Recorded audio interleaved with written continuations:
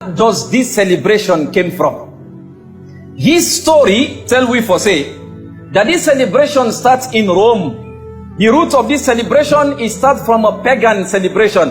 A pagan celebration meaning people will not believe in Allah subhanahu wa ta'ala at all. People were they far away from worshiping Allah subhanahu wa ta'ala. A pagan celebration. And that celebration was known as a feast, known as the feast of Lupercalia. People in Rome, in the Roman Empire, then they celebrate this particular celebration known as the feast of Lupercalia, where they start from the 13th of February up to the 15th of February every year. So then they celebrate this celebration. How then they do them? Subhanallah. Then they kill a goat and a dog on the event. Then they kill a goat and a dog. And then they mix the blood of the goat and the dog. Then they take a portion of their animal there where they kill and they rub blood for them. Then they go around the town for rub blood for people who were present. Those who present on that particular occasion. Then they come believing that whosoever where they rub blood for, it they become fertile. If you a woman, meaning you they get the ability for born picking.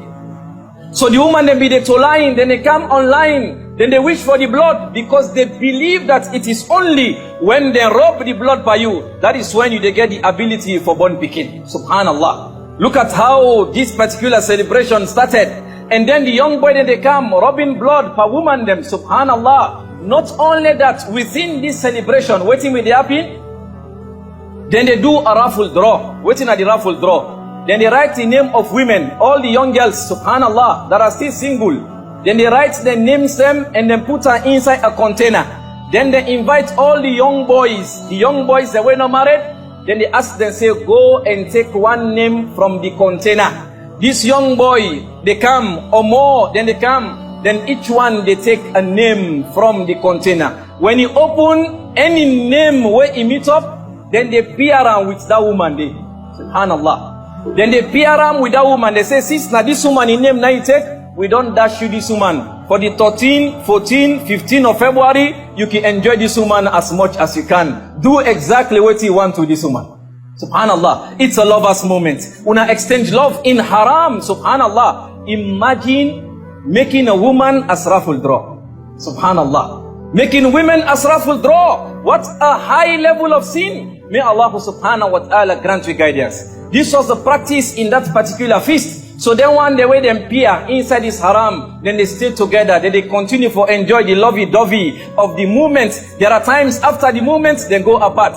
There are times that they continue even after the feast. Then they continue for feast in haram. This particular celebration continues in the pagan era. When at the 3rd century, when Christianity grow in the 5th century, Christianity starts to grow in Rome. And then what happened? They Christianized this particular celebration from the feast of Lupercalia, then changed on to the celebration, the feast of celebrating or commemorating Saint Valentine. And how did this Saint Valentine came about?